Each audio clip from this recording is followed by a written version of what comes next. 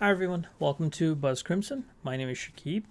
So I wanted to make a quick video and share my thoughts on what's going on with the market, mainly the short squeeze stocks, and my opinion on should you trade short squeeze stocks. Okay, and before I get started with that topic, I wanted to share a story.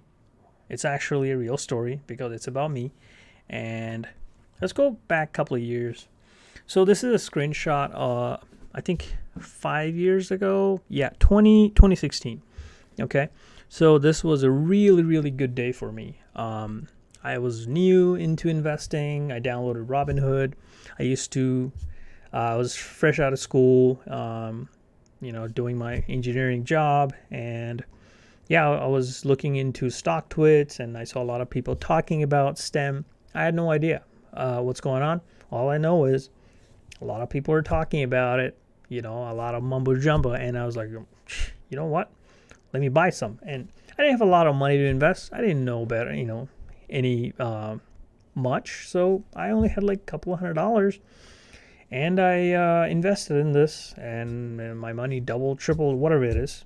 As you can see, it was a pretty good gain. And I was so happy. I was so confident. I was like, yeah, this is it. This is what I want to do. I was so confident, right? But then this is what a lot of these traders are probably feeling right now with these stocks. And when you go to Wall Street Bets, what you're seeing is a lot of success stories. Oh my God, man, I just paid off my student loan. Dude, look at this gain, like 4,000% and all this stuff. I think I just want to focus, in this video, I want to focus on a side that's probably not being shared, which is like there are a lot of people that are losing money, and a lot of people are labeling this, what's going on with the market, as retail investors versus institutional investors. No one cares. We don't care if institutional investors lose money. I don't care if Citadel or I don't know, Melvin loses money. Those people are rich anyway. Okay, they're just going to declare bankruptcy, put it on their taxes and all that, and they're going to be fine. But what if retail investors lose money? Okay, we got like 5 million, 10 million people gathering up, throwing their $10, $500, $1,000, whatnot, right? These people can't afford to lose these money. Okay, we're in a pandemic.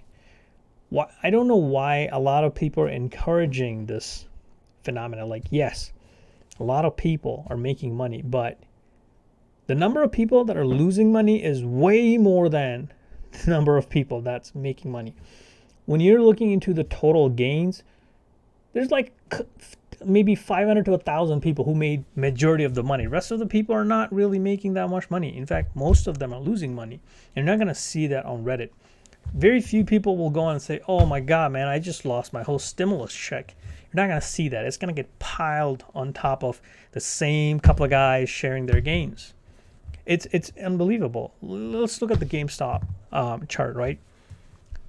At one point, it reached near $500. Do you think everyone who bought the stock here is someone, anyone who bought the stock here, do you think everyone is rich?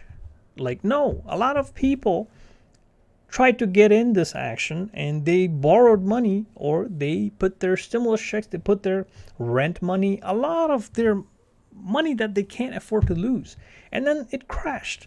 What do you think these people's risk tolerance are? First of all, they don't know any better, okay? Because these are a lot of young people. You're not going to see, majority of these retail investors are going to be young people who's thinking that, hey, everybody's making money. Let me get in and I can make some money and get out.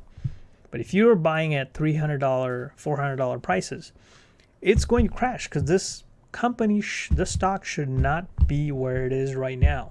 This is an artificial price created by short squeeze. So why are so many people investing in these stocks with money that they can't afford to lose? I'm just wondering, like, this is not safe at all. Yes. So my advice, it's the same story with AMC. Look where the stock went, 20 plus, and then it fell to where? Like 13. Think about people that lost money. You're not going to see those people. You're only going to hear success stories. You're going to only hear from like Chamath. I admire Chamath, but this is one thing where I didn't agree with him, because I think he's very disconnected from retail investors. He's not understanding that a lot of the retail investors can't afford to get in this fight with institutional investors. Institutional investors, they can lose money, whatever. But retail investors, if they lose money, they can't make their rent. They can't make their student loan payments. Maybe they can't pay their bills.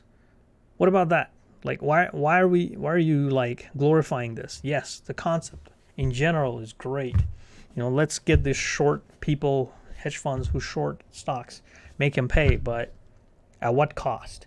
Plenty of people are losing money. I don't think this should be something that people go in with their money savings, because there's a really high chance that they can lose this money. So my advice, only invest in short squeeze stocks with money you're ready to lose.